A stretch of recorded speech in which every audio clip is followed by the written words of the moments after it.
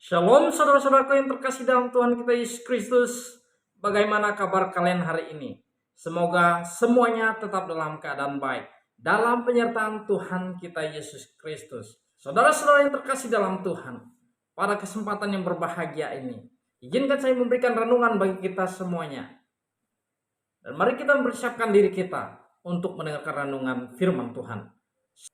Pernahkah saudara disakiti oleh orang-orang yang kita kasihi, dihianati oleh orang-orang yang kita percaya, bahkan ditinggalkan oleh orang-orang yang kita kasihi?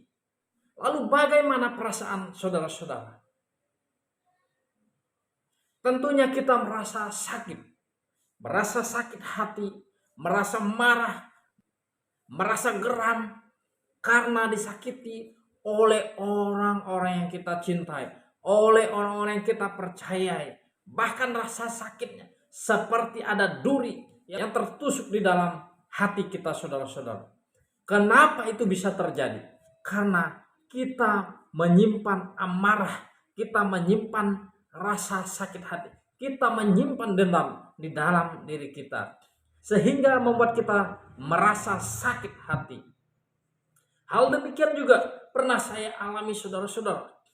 Ketika saya disakiti oleh orang yang saya percayai, oleh orang-orang yang saya cintai, oleh orang-orang yang saya kenal, saya merasa sakit hati. Ketika saya sakit hati, timbul rasa kebencian. Dan waktu itu saya mau membalas dendam terhadap orang tersebut. Apa yang terjadi, saudara-saudara? Ketika saya mulai menaruh rasa dendam itu, saya menutup pintu berkat Tuhan di dalam diri saya. Saya sulit sekali merasakan berkat Tuhan. Saya sulit sekali menemukan berkat-berkat Tuhan. Karena yang saya pikirkan hanyalah masalah itu. Saya pikirkan hanyalah merasa sakit hati. Dan tahukah saudara-saudara, apa yang terjadi ketika kita tidak mengampuni orang lain? Ketika kita sulit melepaskan pengampunan, menyimpan kebencian, menyimpan rasa sakit hati, yang terjadi adalah Bapa di surga juga tidak akan mengampuni dosa kita. Seperti yang tertulis dalam Matius pasal 6 ayat 14 sampai 15. Di sana dikatakan kita harus mengampuni orang yang bersalah kepada kita. Karena jika kita tidak mengampuni orang yang bersalah kepada kita, dosa kita pun tidak akan diampuni oleh Tuhan, saudara-saudara. Inilah yang membuat saya sadar bahwa saya harus mengampuni orang yang bersalah kepada diri saya. Demikian juga semua kita harus mengampuni orang-orang yang mengkhianati kita, orang-orang yang menyakiti kita, orang yang memfitnah kita dari belakang. Kita wajib mengampuni, karena jika tidak, dosa kita pun tidak akan diampuni oleh Tuhan.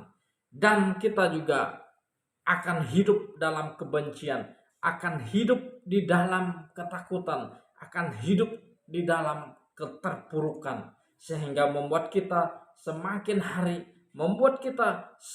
hari semakin jauh daripada Tuhan.